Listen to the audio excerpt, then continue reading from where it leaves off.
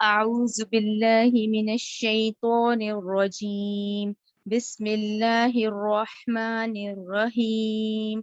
رب اشرح لي صدري ويسر لي أمري واحلل عقدة من لساني يفقهوا قولي.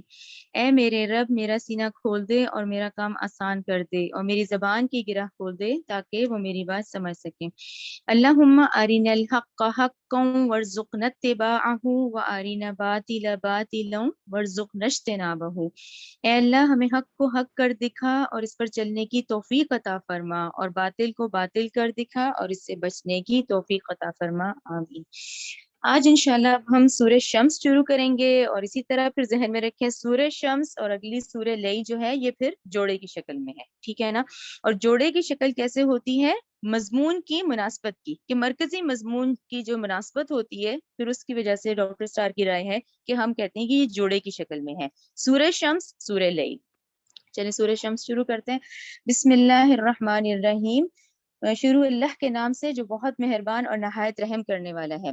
والشمس وضحاها، قسم ہے سورج کی اور اس کے دھوپ چڑھنے کی، ٹھیک ہے نا، قسم ہے سورج کی اور اس کی دھوپ کی. والقمر اذا تلاها، اور چاند کی، اذا جب تلاها وہ پیچھے پیچھے آتا ہے اس کے، یعنی سورج کے پیچھے پیچھے چاند آتا ہے. یہاں تلاها جو ہے وہ بڑا امپورٹنٹ ورڈ ہے، وہ اس لیے کہ آپ اس کو ضرور سرکل کریں کہ تے لام الف لا تلا، ٹھیک ہے نا. تلاها، تلا یتلو کے معنی ہے. اچھا دیکھیں ترجمہ ہی یہی ہے کہ پیچھے پیچھے آنا. اچھا پیچھے آنے سے یہاں پہ ڈاکٹر صاحب نے کہا کہ یہاں پر مفسرین نے اس کے مادے کی وجہ سے ورڈ تلاوت آتا ہے، ٹھیک ہے نا. ہم جو تلاوت کرتے ہیں تو تلاوت کیا ہوتی ہے؟ اس زبان اور نظر کا عبارت کو دیکھنا، ٹھیک ہے نا. جو آیت چل رہی ہوتی ہے ہم اپنی آنکھ سے دیکھتے ہیں، نظر سے اور زبان سے ادا کرتے ہیں، تو ہم اس کی پیروی کر رہے ہوتے ہیں. تلاوت کا کیا مطلب ہوا؟ کہ اس کے پیچھے پیچھے پیچھے پیچھے آنا، اپنی نظر اور زبان کو استعمال کر کے تلاوت کرنا، یعنی اس عبارت کی پیروی کرنا جو بات ہے. تو بیسکلی تلاوت کا کیا مفہوم ہوا؟ کہ اس کو پیچھے پیچھے پڑھنا، اس کے پیچھے پیچھے اس کو پڑھتے چلے جانا. اور عملی طور پہ کیا ہے کہ جو ہم پڑھ رہے ہیں اس پر عمل کرنا اور اس کی اتباع کرنا، ٹھیک ہے نا. تلاہا پیچھے آنا، یعنی تلاوت نکلا وہاں سے. تلاوت کا مطلب پڑھنا، پڑھ کے پھر عملی طور پہ ان احکامات کو عمل کرنا اور ان کی پیروی کرنا، یہ تلاہا سے نکلا ہے، ٹھیک ہے نا. آیت نمبر 2 دیکھیں، سوری 3. والنہاری، اور دن کی، اذا جلاها وہ روشن کر دیتا ہے سورج کو. اچھا اس کو آپ لوگ بڑا غور سے دیکھیں، یعنی کہ ہمیں اس سے کیا مطلب پتہ چلتا ہے کہ اور قسم ہے دن کی، یعنی سرکر کرے دن کو، قسم ہے دن کی جب وہ سورج کو روشن کر دیتا ہے. جبکہ آپ اور میری کیا رائے ہوتی ہے؟ ہمیں تو یہ لگتا ہے کہ سورج آتا ہے تو روشنی ہوتی ہے، ہم تو اس سینس پہ بات کرتے ہیں نا کہ بھئی سورج ہو گیا تو روشنی ہو گئی. لیکن یہاں بڑا لطیف نکتہ ہے، یہاں ترجمہ یہ ہو رہا ہے کہ قسم ہے دن کی، یعنی دن ہوتا ہے تو سورج نظر آتا ہے، ٹھیک ہے نا. اس آیت کے اتنے حصے کو غور سے دیکھیں کہ دن جو ہے وہ سورج کو روشن کرتا ہے، ٹھیک ہے نا. اسی طرح اگلی آیت ہے 4. واللیل اذا یغشاها، اور رات کی جبکہ وہ ڈھانپ لیتی ہے. یہاں پھر وہی لطیف نکتہ ہے، جیسے وہاں دن کو نمایاں کیا گیا کہ دن آتا ہے تو سورج روشن ہوتا ہے، اسی طرح یہاں رات کی بات ہوئی ہے کہ قسم ہے رات کی جب وہ اس سورج کو ڈھانپ لیتی ہے، یعنی رات آتی ہے تو وہ اس سورج کو ڈھانپ لیتی ہے، ٹھیک ہے نا. آگے دیکھیں آیت نمبر 5. والسماء وما بناها، اور آسمان کی قسم کھائی جا رہی ہے اور اس ذات کی بناہا جس نے اس کو بنایا، یعنی اس قسم کا آسمان اور جسے اس نے بنایا، ٹھیک ہے نا، جیسا کیسے بنایا. والارض، اور زمین کی، وما طحاها، اور اس ذات کی جس نے بچھایا اس کو، ٹھیک ہے نا. اب یہاں آپ لوگوں کے نوٹ کرنے کی کیا بات آتی ہے؟ ہم پڑھ رہے ہیں، ہم نے 6 آیتیں پڑھی ہیں، تو ہمیں یہ پتا چلا کہ یہاں تو جوڑے جوڑے بن رہے ہیں، ٹھیک ہے نا. آیت کی 6 آیتوں میں جوڑے ہیں. کیسے جوڑا ہے؟ دن رات کا جوڑا ہے، ٹھیک ہے نا. سورج کا ذکر آیا، چاند کا ذکر آیا، سورج چاند ایک جوڑا ہو گیا. اگلی آیت میں دن رات دوسرا جوڑا آ گیا. اس کے بعد پھر اگلی آیت میں آسمان اور زمین جوڑا آ گیا، ٹھیک ہے نا. یہ اس طرح سے 6 آیتوں میں 3 جوڑوں کا ذکر ہے، سورج چاند، دن رات اور آسمان اور زمین کا ذکر آ گیا، ٹھیک ہے نا. اگلی آیت اب دیکھیں کتنی اہم ہے. وَنَفْسٍ وَمَا سَوَّاهَا، اور انسانی نفس کی اور اس ذات کی جس نے ٹھیک ٹھیک اسے سنوارا، ٹھیک ہے نا. یعنی ان جوڑوں کے بعد کیا بات کی گئی؟ انسانی نفس کی بات کر دی گئی. یعنی ایک دم ان جوڑوں سے ان کی کیا مناسبت آپ کو نظر آتی ہے؟ دیکھیں انسانی نفس کی جو مناسبت ہے وہ اگلی آیت میں اس کا جواب آتا ہے کہ اللہ تعالیٰ نے کہا کہ انسانی نفس کی اس ذات کی جس نے اسے سنوارا، آیت نمبر 8، فَأَلْهَمَهَا فُجُورَهَا وَتَقْوَاهَا، پھر الکا کی، الکا کا مطلب ہوتا ہے ڈال دینا، یعنی یہ جو نفس اللہ نے ہمارے اندر رکھا ہے اس نفس کے اندر کیا ڈالا؟ فجورہا وتقواہا، اس میں بدی کا کردار بھی ہے اور پرہیزگاری بھی ڈال دی۔ یعنی اب یہاں سے امتحان شروع ہوتا ہے کہ امتحان اس دنیا میں آنے کا یہ ہوا کہ بات سورت کیسے شروع کی؟ جوڑوں سے شروع کی کہ بھئی پہلے سورج چاند کا جوڑا، دن رات کا جوڑا، اور اسی طرح آسمان زمین کا جوڑا۔ اسی طرح اللہ تعالیٰ نے کہا ان جوڑوں کے ساتھ ہم نے نفس بنایا ہے، اور اس نفس کے اندر بھی پھر ایک جوڑا ہے، کس کا؟ بدکاری کا، پرہیزگاری کا۔ ٹھیک ہے نا، کلیئر ہوتا ہے نا؟ 6 آیتیں 7ویں 8ویں جب ہم اکٹھی ملاتے ہیں تو ہمیں پتہ چلتا ہے اس نفس کا ڈیٹیل ہے کہ نفس سمجھتا ہے نفس کے اندر کیا ہے، اس کے اندر بدکاری کا بھی ڈال دیا گیا، یعنی کہ ہم ایزیلی لفظوں میں کہیں گے اچھائی برائی، ٹھیک ہے نا، جو ہم مثال میں دیتی ہوں اکثر کہ بھی جھوٹ بولنا ہر ایک کو برا لگتا ہے، زنا ہر ایک کو برا لگتا ہے، اس کی کنڈیشن نہیں ہے کہ آیا آپ مسلمان ہے کہ جی یہودی ہے، عیسائی ہے، ہندو ہے، وہ ایک نفس ہے، نفس کے اندر وہ برائی ہے کہ وہ فیل کرتا ہے کہ نہیں بھئی یہ برا ہے، اور اچھائی سب کو پسند آتی ہے، تو یہ جوڑا ہے، ٹھیک ہے نا، یعنی 7ویں 8ویں آیت کا ہمیں پتہ چلا کہ نفس کے اندر نیکی اور بدی ڈال دی گئی ہے۔ اگلی آیت دیکھیں، اگلی آیت ڈاکٹر اسرار کا کہنا ہے، جو کہ میں نے نوٹس اس وجہ سے بنائے ہیں کہ انہوں نے کہا کہ ہر سورت کا ایک کلائمیکس ہے نا، تو اس سورت کا کلائمیکس جو ہے وہ آیت نمبر 9 اور 10 ہے۔ اچھا 9 اور 10 کو ذرا غور سے دیکھیں اور پڑھیں۔ آیت نمبر 9 دیکھیں، قد افلح من زکاہا، ٹھیک ہے، یقیناً فلاح آ گیا وہ جس نے تزکیہ نفس کیا، یعنی اب نفس کا ڈیٹیل آ رہا ہے نا کہ نفس ڈال دیا، پھر اللہ نے کہا ہم نے نفس کو سنوارا تو ہم نے تمہارے اندر نیکی اور بدی بھی ڈال دی ہے۔ اب آ گیا ہمارا امتحان، آیت نمبر 9 اور 10 کیا ہے؟ اب یہ ہمارا امتحان ہے۔ ہمارا امتحان کیسے ہے؟ قد افلح، وہ جس نے اس نفس کو پاک کیا، وقد خواب من دساہا، اور وہ یقیناً ناکام ہو گیا جس نے اس کو آلودہ کر دیا۔ اچھا اس کو جتنا خوبصورتی سے ڈاکٹر صاحب نے سمجھایا ہے آپ لوگ بھی اسی طرح ہی دیکھیں کہ انہوں نے اس کو ایک تو کلائمیکس بولا ہے سورت ان آیتوں کو 9 اور 10۔ اچھا پھر انہوں نے کہا کہ اب دساہا جو ورڈ ہے نا، دساہا، یہ آپ لوگ پہلے پڑھ آئے ہیں، آپ لوگ پڑھ کر آئے ہیں، آپ لوگ لکھیں سورہ نحل آیت 59 میں، تو ہمیں نا اس کا ترجمہ سمجھ آئے گا۔ سورہ نحل آیت 59 میں آپ لوگوں کو اس کا مفہوم اور حوالہ بتاتی ہوں۔ ہم نے آیت 59 میں یہ پڑھا تھا کہ اسلام زمانے کے جو عرب تھے دور جاہلیت میں، ان کی ایک خاص ذہنیت تھی کہ جس شخص کے گھر بیٹی پیدا ہوتی تھی تو وہ اسے ذلت آمیز طریقے سے زندہ رکھتا تھا یا اسے دفن کر دیتا تھا۔ تو وہ دفن کا ورڈ وہاں ہم نے پڑھا ہوا ہے جہاں دسا کا ورڈ آیا ہے، ٹھیک ہے نا، دال سین الف اور کھڑا زبر دسا، یہاں ورڈ آیا ہے دساہا، یعنی ٹھیک ہے وہاں دسا کیا تھا کہ اس بچی کو اس میں زمین میں دفن کر دیتے تھے، یہاں پر کیا ہے ہا لگا کر کہا گیا ہے کہ وقد خواب من دساہا، اور ناکام ہو گیا وہ جس نے اس نفس کو آلودہ کر دیا اور اس کو مٹی میں ہی دفن کر دیا، ٹھیک ہے نا، تو وہ شخص ناکام ہے۔ اچھا اب یہ کامیابی اور ناکامی کا کمپیریزن ہم دیکھ لیتے ہیں، وہ ہمیں یہ نوٹس میں سمجھ آ جائے گا۔ اچھا کامیاب وہ ہوا جس نے نفس کو پاک کیا، ٹھیک ہے نا، ہم پہلے 9 آیت ہی دیکھتے ہیں۔ انسان کا نفس اس کے پاس اللہ کی امانت ہے، ٹھیک ہے نا، ہم نے جب قرآن پڑھا ہمیں یہی تو ایک بات تھی جو ہمیں سب سے زیادہ واضح پتہ چلی، دیکھیں جو نہ اتنی معاشرے میں بتائی جاتی ہے نہ ہمارے اسکول کے کورس میں تھی کہ بھئی میرے پاس جو مال ہے اچھا یہ تو اللہ کی امانت ہے، اللہ تعالیٰ بار بار کہہ رہے ہیں کہ یہ تو میں نے تمہیں فیول کے طور پہ دی ہے، یہ امانت ہے، اس میں حق ہے۔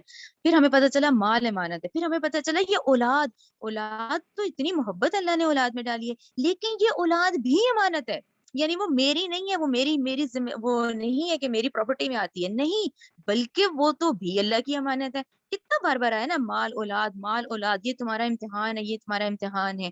اسی طرح ایک امانت یہ نفس ہے، یہ اللہ تعالیٰ نے جو ہمارے اندر نفس ڈالی ہے نا، نفس ڈالا سوری، یہ نفس جو ہے اللہ کی امانت میں سے ایک امانت ہے، ٹھیک ہے نا۔ اب اس کو پاک رکھنا انسان کی ذمہ داری ہے، یعنی یہ امتحان آ گیا۔ اب امتحان آپ کا اور میرا پر ڈے کے لحاظ سے کیا ہوتا ہے؟ وہ یہ ہوتا ہے کہ یہ نفس ہے، اب نفس کیا ہے؟ میرا دل چاہ رہا ہے، ایک میرے اللہ کا حکم ہے، اب یہ آ کے نا کشمکش ہو گئی کہ اب میں یہ کروں کہ یہ کروں، پھر انسان کرتا ہے، اب یہ ہم یہ دیکھتے چلے آتے ہیں کہ یہ اس کو پاک رکھنا انسان کی ذمہ داری ہے، ٹھیک ہے۔ پاک رکھنے کا مطلب کیا ہے؟ پاک رکھنے کا مطلب ہے اس کو باطنی بیماریوں سے دور رکھا جائے. اچھا باطنی بیماریاں آپ لوگ پکا ذہن میں رکھیں, سورہ یونس آیت 57 58 پورے قرآن کی خوبصورت ترین آیتوں میں سے ہے, ٹھیک ہے نا, جس میں اللہ تعالیٰ نے یہ باطنی جو ہے کہ باطنی بیماریاں کیا ہوتی ہیں. دیکھیں دوسرے کو دیکھ کے حسد کرنا, جلن کرنا, مال کی محبت, اولاد کی محبت, حب دنیا, دنیا کی شہرت کی محبت, اپنی تعریف کی محبت. اب یہ کیا ہے, یہ سارے جرمز ہیں, یہ کیا ہے, ساری باطنی بیماریاں ہیں نا, ان سے اپنے نفس کو پاک کیا جائے. اب یہ کام انسان کو, کیونکہ ہمیں وہ جو ایک تھوڑا سا اختیار دیا گیا ہے تو یہ ہمارے اختیار میں ہے.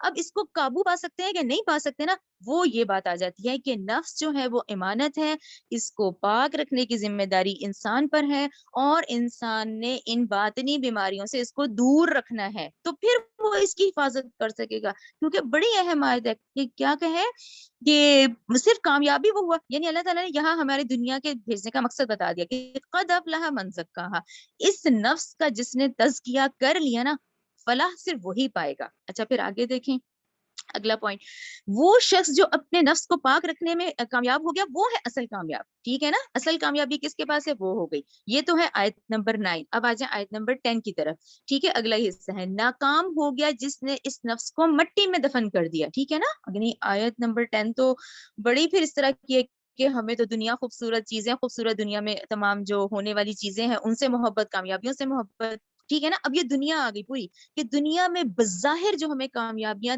دکھائی دیتی ہیں ان کامیابیوں کی طرف اشارہ ہے, ٹھیک ہے نا. ناکام ہو گیا وہ جس نے اپنے نفس کو مٹی میں ملا دیا, مٹی میں دفن کر دیا, دفن کر دیا, جس نے اپنی روح کو اپنی خاکی وجود کے اندر دبا دیا. یعنی یہاں مین بات کیا آئی کہ یہ جس کی ہم نے حفاظت کرنی تھی نا, اس کو ہم نے کہا اس کو تو چھوڑو, یہ جو ہر وقت پنچنگ چلتی رہتی ہے نا, بلکہ کیا اپنی خواہشات پہ خواہشات جو ہے ان کو مانو, ٹھیک ہے نا. خواہشات کی پیروی کرو کہ کیا چیز, خواہشات کیا ہوتی ہیں انسان کی, اچھا کھائیں, اچھا پیئیں, اچھا پہنے, اچھا گھر, اچھی گاڑی, یہ اینڈ نہیں ہے, اس کا کوئی اینڈ نہیں ہے, ٹھیک ہے. اچھا اس کے بعد اچھے سے اچھا اولاد کی جو ہوتی نہیں کہ اولاد کو ہم اچھے سے اچھا دیں, یعنی ایک ہوتی ہے اسلامک تربیت, ایک ہوتی ہے اس کو دنیا میں جدھر اس نے منہ سے نکالا ادھر اس کی بات پوری کی جائے. اب یہ کیا, یہ خواہشات ہیں, ان خواہشات کا کوئی اینڈ نہیں ہے. اچھا ان خواہشات کو پورا کرتے کرتے کیا کیا, روح کو, وہ جو نفس تھا نا اس کو تو دبا دیا نا, اس کو تو کچل دیا پھر نا. اچھا وہی والی بات, ایک باپ جو ہے وہ اپنی اولاد کی خواہش کی خاطر سود لے لیتا ہے, ٹھیک ہے نا. اب وہ کتنی حرام چیز ہے, لیکن وہاں اس کو کیا, اپنے اولاد کی خواہش, اپنی فیملی کی خواہش نظر آئی, ٹھیک ہے نا. اسی طرح یہ ماں باپ کے امتحان آ جاتے ہیں, تو یہ تمام خواہشات, حب دنیا جو ہے وہ ساری یہاں آ جاتی ہے نفس کی. کون سی, آیت نمبر 10 کی طرف. پھر جو شخص اپنی خواہشات پوری کرتے کرتے اپنی کیا کرتا ہے, نفس کو وہ کچلتا ہے, روح کو اس نے کیا کیا, اپنے خاکی وجود کے اندر دبا دیا. اب نہ اسے اللہ کا خوف رہا, نہ اسے کوئی قیامت کے دن کا رہا, نہ اسے یہ احساس رہا کہ میں نے اللہ کے حضور کھڑے ہونا ہے, ٹھیک ہے نا. حالانکہ اللہ تعالیٰ نے دیا تھا, ہر ایک کو دیا تھا, اچھائی برائی کی تمیز دی تھی. پھر انسان نے کیا کیا, خواہشات کی خاطر اس کو کچل ڈالا. جب کچل ڈالا تو کیا ہوا, حیوانی خواہشات اس روح پر غالب ہو گئی, اور پھر کیا ہوا, وہ ناکام ہو گیا, ٹھیک ہے نا. یہاں پر یہ بات آپ کو کلیئر آتی ہے. اچھا اب یہاں پر ایک اور نقطہ ڈاکٹر صاحب نے بڑا اچھا جو سمجھایا ہے وہ یہ ہے, یہ اگلے پیج میں آپ اس کو غور سے دیکھیں. اب آپ کے بھی تو ذہن میں آ رہا ہوگا نا کہ پھر ہمارے اندر روح بھی ہے, روح بھی ہمارے اندر ہے, نفس بھی ہمارے اندر ہے. تو انہوں نے یہ بڑا اچھا پوائنٹ سمجھایا ہے کہ روح اور نفس, اس کو بھی الگ انہوں نے سمجھایا ہے کہ یہ دو الگ الگ چیزیں ہیں. کیونکہ دیکھیں نا, روح بھی ہمیں کہاں نظر آتی ہے, وہ بھی اس طرح کی ہے, حکم امر ہے, اللہ کا حکم ہے روح, ٹھیک ہے نا. اور اسی طرح نفس بھی ہمارے اندر ہے, اور خواہشات بھی ہمیں سمجھ آتی ہیں. تو اس طرح انہوں نے کہا کہ انسان کی روح, انسان کا نفس, ٹھیک ہے نا, الگ الگ چیزیں ہیں. اچھا نفس کیا ہے, دیکھیں الگ الگ چیزیں تو ہیں, اب نفس کیا ہے. اب پھر پیچھے دیکھیں, پیچھے آیتوں میں سورج, چاند ہمیں نظر آ رہا ہے نا, سورج سے روشنی ہم حاصل کر رہے ہیں, ہم فائدہ اٹھا رہے ہیں. چاند کی گھٹتی بڑھتی تاریخوں سے ہمیں فائدہ, کون فائدہ اٹھا رہا ہے, جانور تو نہیں اٹھا رہا, ہم اٹھا رہے ہیں, ہم انسان اٹھا رہے ہیں. اس زمین کی تمام نکلی ہوئی جو چیزیں ہیں, تمام مادیات ہیں, انسان فائدہ اٹھا رہا ہے, آسمان سے ہم فائدہ اٹھا رہے ہیں. تو یہ تعلق سارا جو ہے یہ عالم خلق کا ہے. آپ لوگوں کو سمجھ آ رہا ہے نا, عالم خلق جس میں ہم ہیں, خلق ہماری تخلیق جو ہوئی ہے, یہ تخلیق کی گئی ہے, اس کا تعلق عالم خلق سے ہے. سورج, چاند, ستارے, آسمان, زمین عالم خلق سے ہے, اس کا فائدہ ہم انسان اٹھا رہے ہیں. اسی طرح انہوں نے کہا کہ اصل نقطہ یہ ہے کہ روح جو ہمارے اندر ہے نا, اس کا تعلق عالم امر سے ہے. جیسا کہ اب سورہ اعراف ہم نے پڑھی, ہم نے دیکھا نا کہ ہم نے اللہ سے وعدہ کیا, لیکن ہمیں یاد تو نہیں ہے, لیکن روح کا تعلق عالم امر سے ہے, وہ اللہ کے حکم سے آتی ہے, اللہ کے حکم سے چلی جاتی ہے. ٹھیک ہے نا, روح کا تعلق, ہماری انسانی روح کا تعلق عالم امر سے, جبکہ میرا یہ جو حیوانی وجود ہے نا, اس کا تعلق خلق سے ہے. ٹھیک ہے, اس کا تعلق عالم خلق سے ہے. خلق کیا ہے کہ تخلیق میری اس دنیا میں ہوئی ہے. ٹھیک ہے نا, وہ جو والد کی وہ خوراک, وہ ساری زمینی خوراک ہوتی ہے. اس زمینی خوراک سے وہ انرجیٹک نطفہ تیار ہوتا ہے, پھر اس نطفے کی پرورش ماں کے رحم میں 9 مہینے ہوتی ہے. تو یہ عالم خلق آ گیا. ٹھیک ہے نا, جیسے میں آپ لوگوں کو بتاتی ہوں کہ عالم خلق ٹائم زون ہے, یہ ہم ٹائم زون کے اندر ہے. یہاں ہر چیز کا وقت لگتا ہے. ایک بچے کو 9 مہینے ہی لگیں گے دنیا میں آنے میں. ٹھیک ہے, چاند کی وہ 28 دن کی تاریخ ہے, یہاں وقت ہے, جبکہ روح جو ہے وہ سیکنڈز کے اندر آسمان پہ جاتی ہے. ٹھیک ہے نا, تو یہ تو 2 فرق ہو گئے نا, کہ یہ انسانی نفس, انسانی روح. اچھا, جو انسانی روح ہے, کیونکہ سورہ اعراف کی آیت 172 ہم نے پڑھی ہے, اور وہاں اللہ تعالیٰ نے ہماری ارواح سے, میری روح ہے نا, آپ کی اپنی روح ہے نا, جس سے اللہ نے وہ عہد لیا ہے, جس سے عہد الست کہتے ہیں, تو وہ اللہ تعالیٰ کو پہچانتی ہے. ٹھیک ہے نا, اللہ تعالیٰ کی امانت میں سے ایک امانت روح ہے. تو روح کیا ہے؟ معرفت خداوندی اور محبت خداوندی کی امین ہے. جب روح اللہ تعالیٰ اس نیولی بورن بیبی کو جب ہم لوگ ڈالی جاتی ہے, اس کے اندر اللہ کی محبت فل ہوتی ہے.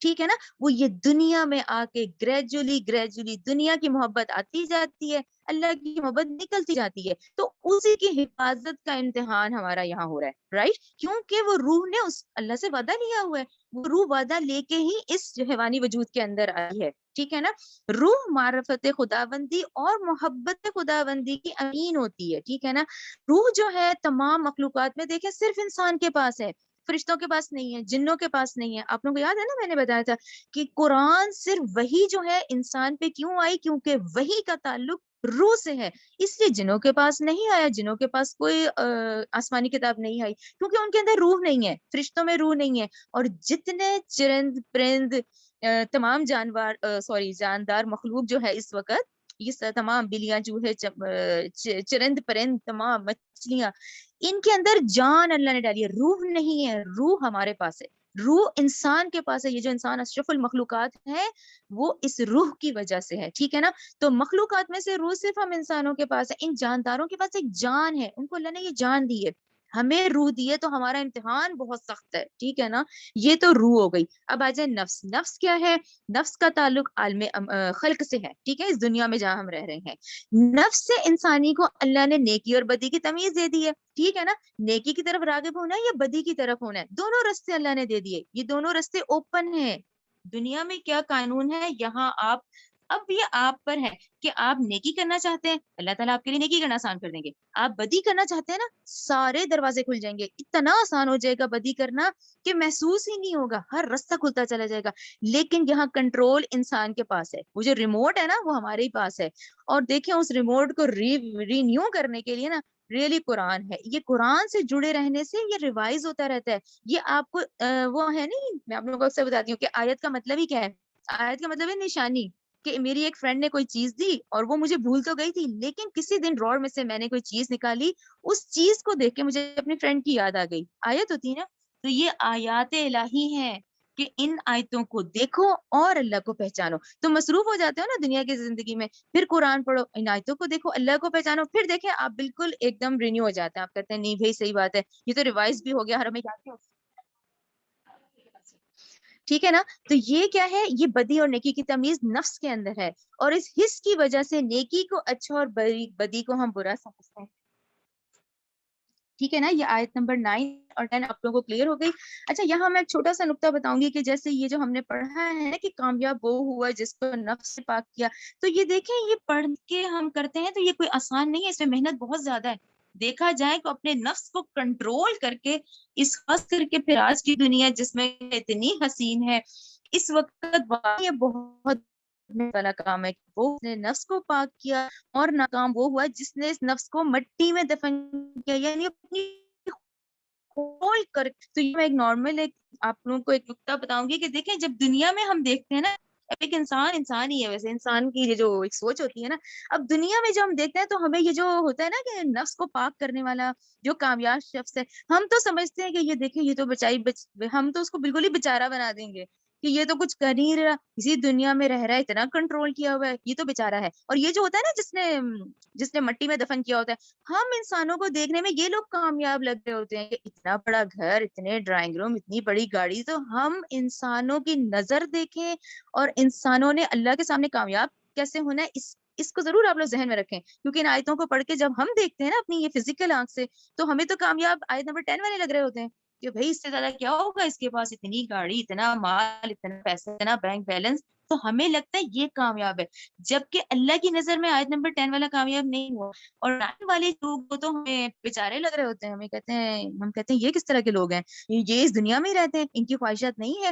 انہوں نے در حقیقت اس امتحان کو سمجھا ہوتا ہے، اس امتحان کو سمجھنے کے مطابق وہ زندگی گزار رہے تھے کہ ٹھیک ہے اس دنیا میں آپ اپنی ضروریات پوری کرنے آئے ہیں، خواہشات پوری کرنے نہیں آئے ہیں۔ تو یہ میں نے آپ کو اسی لیے سمجھایا کہ ایک فزیکل آنکھ سے ہم ایک دیکھتے ہیں، لیکن اللہ کے نزدیک آیت نمبر 9 والا کامیاب ہے، جس نے اپنے نفس کو کنٹرول کیا ہے، اور اس نفس میں اللہ تعالیٰ نے وہ تمیز رکھ کے بھیجا ہے ہمیں، ٹھیک ہے نا، اس دنیا میں۔ تو یہ آیت 9 اور 10 بڑی ہی سمجھنے والی آیات ہیں اس لحاظ سے، ٹھیک ہے۔ آگے آ جائیں آیت نمبر 11 کی طرف۔